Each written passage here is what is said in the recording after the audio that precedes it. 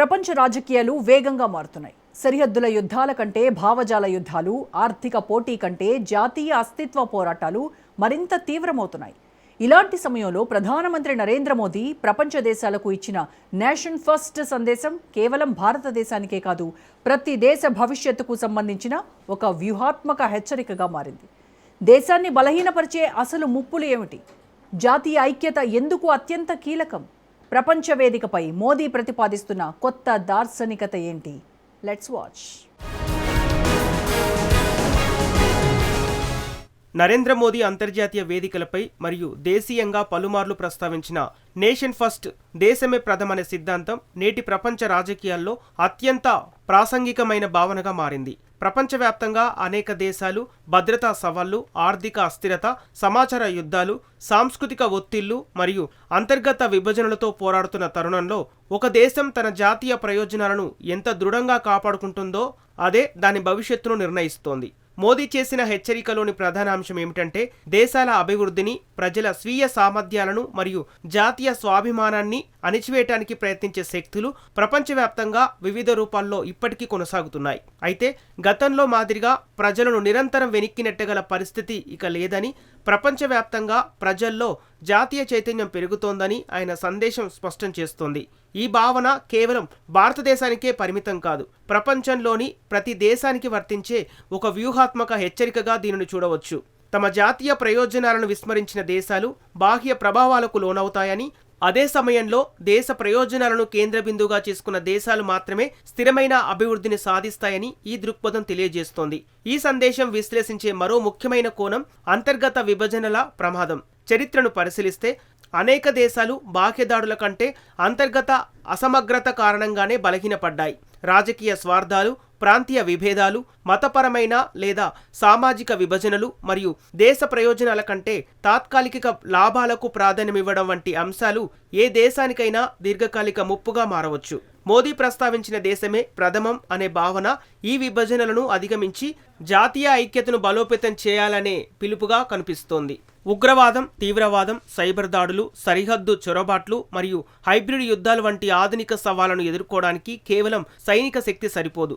ప్రజలలో దేశభక్తి, బాధ్యత, ఐక్యత మరియు జాతీయ సంకల్పం కూడా అంతే అవసరం.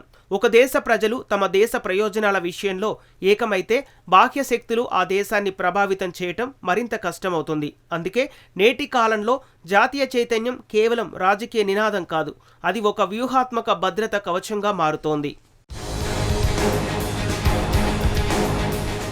ప్రపంచం ఇప్పుడు ఒక కొత్త రకమైన పోటీని ఎదుర్కొంటోంది. గతంలో భూభాగాల కోసం జరిగిన పోరాటాల స్థానంలో నేడు డేటా, సాంకేతికత, కృత్రిమ మేధస్సు, సెమీ కండక్టర్లు, సరఫరా గొలుసులు మరియు డిజిటల్ మౌలిక సదుపాయాలపై ఆధిపత్యం కోసం పోటీ కొనసాగుతోంది. డిజిటల్ వలసవాదం, సమాచార తారుమారు, ఆల్గారిథమిక్ ప్రభావం, సైబర్ చొరబాట్లు వంటి అంశాలు జాతీయ భద్రతకు కొత్త సవాళ్లుగా అవతరించాయి.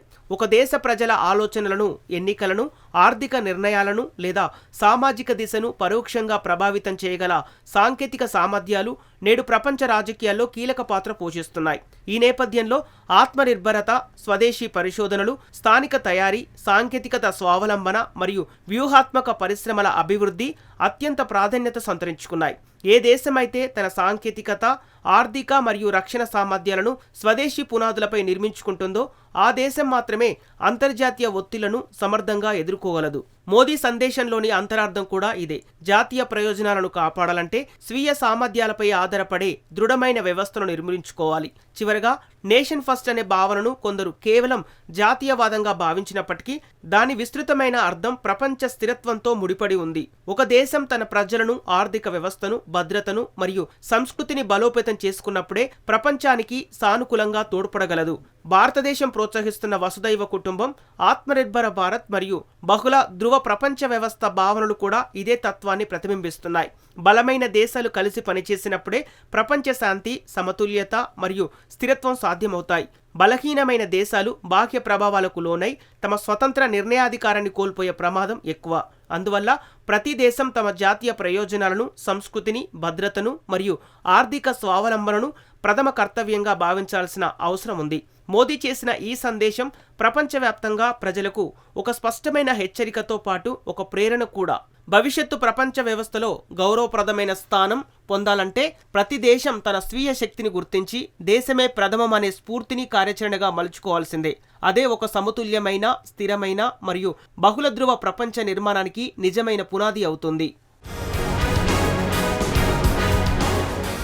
ప్రధానమంత్రి నరేంద్ర మోదీ నాయకత్వాన్ని విశ్లేషించే అంతర్జాతీయ వ్యూహాత్మక వర్గాలు ఒక అంశాన్ని ప్రత్యేకంగా ప్రస్తావిస్తుంటాయి. అది ఆయన ప్రపంచ రాజకీయాలను కేవలం శక్తి సమీకరణాల కోణంలో కాకుండా నాగరికతల పునర్జీవన దృక్పథంతో చూడటం.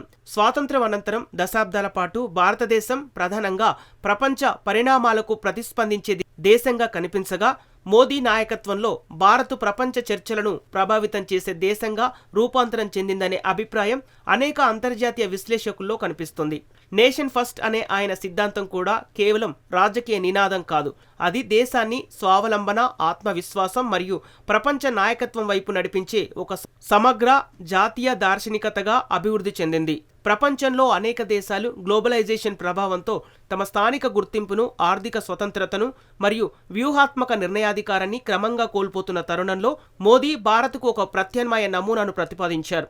ఆయన దృష్టిలో ప్రపంచంతో అనుసంధానం అవసరం, కానీ జాతీయ ప్రయోజనాల ఖాతాలో కాదు. అందుకే ఒకవైపు Bharat G20, BRICS, Quad, Shanghai cooperation organisation వంటి వేదికల్లో చురుగ్గా పాల్గొంటూనే మరోవైపు Atmanirbhar Bharat, make in India, digital India, semiconductor mission, defence industrialisation వంటి కార్యక్రమాల ద్వారా అంతర్గత శక్తిని బలోపేతం చేస్తోంది. ఇది ప్రపంచంతో భాగస్వామ్యం చేస్తూనే స్వీయ సామర్థ్యాలను కేంద్ర బిందువుగా ఉంచే అరుదైన వ్యూహాత్మక సమతుల్యత. మోదీ నాయకత్వంలో భారత్ ప్రపంచ దౌత్య రంగంలో కూడా ఒక కొత్త ఆత్మవిశ్వాసాన్ని ప్రదర్శిస్తోంది. ఒకప్పుడు అంతర్జాతీయ వేదికలపై ప్రధానంగా అభివృద్ధి చెందుతున్న దేశంగా గుర్తింపు పొందిన భారత్ నేడు గ్లోబల్ సౌత్ దేశాల ఆకాంక్షలకు ప్రతినిధిగా ఎదిగింది. ఆఫ్రికా, ఆసియా, లాటిన్ అమెరికా దేశాల ప్రయోజనాలను ప్రపంచ వేదికలపై వినిపించడంలో భారత్ పోషిస్తున్న పాత్ర దీనికి నిదర్శనం. వాతావరణ మార్పులు, ఆహార భద్రత, ఇంధన భద్రత, సరఫరా గొలుసుల స్థిరత్వం, ఉగ్రవాద వ్యతిరేక పోరాటం వంటి అంశాల్లో భారత్ సూచిస్తున్న పరిష్కారాలు ప్రపంచ దృష్టిని ఆకర్షిస్తున్నాయి. ముఖ్యంగా వసుదైవ కుటుంబకం అనే భారతీయ తత్వాన్ని ఆధునిక అంతర్జాతీయ సంబంధాల భాషలో మళ్లీ నిర్వచించడానికి మోదీ చేసిన ప్రయత్నం భారత్కు ఒక ప్రత్యేక నైతిక ఆధిక్యాన్ని కల్పించింది. అంతిమంగా చూస్తే మోదీ సందేశంలోని అసలు బలం ప్రజల్లో ఆత్మవిశ్వాసాన్ని పెంపొందించడంలో ఉంది. ఒక దేశం అభివృద్ధి చెందాలంటే కేవలం ప్రభుత్వాలు లేదా విధానాలు సరిపోవు. ఆ దేశ ప్రజలు తమ సామర్థ్యాన్ని విశ్వసించాలి. గతంలో ప్రపంచం నుంచి గుర్తింపు కోసం ఎదురుచూసిన భారతదేశం నేడు ప్రపంచానికి దిశానిర్దేశం చేయగల దేశంగా ఎదగాలనే ఆలోచనకు మోదీ నాయకత్వం ఒక బలమైన పునాది వేసింది. అందుకే నేషన్ ఫస్ట్ అనేది కేవలం పరిపాలన సిద్ధాంతం కాదు. అది జాతీయ పునర్జీవనానికి, సాంస్కృతిక ఆత్మగౌరవానికి, ఆర్థిక స్వావలంబనకు మరియు ప్రపంచ నాయకత్వానికి సంబంధించిన ఒక సమగ్ర దృష్టికోణం. రాబోయే దశాబ్దాల్లో భారత్ను వికసిత దేశంగా, ప్రపంచ నిర్ణయాత్మక శక్తిగా నిలబెట్టే మార్గంలో ఈ దార్శనికత కీలక పాత్ర పోషించే అవకాశాలు స్పష్టంగా కనిపిస్తున్నాయి.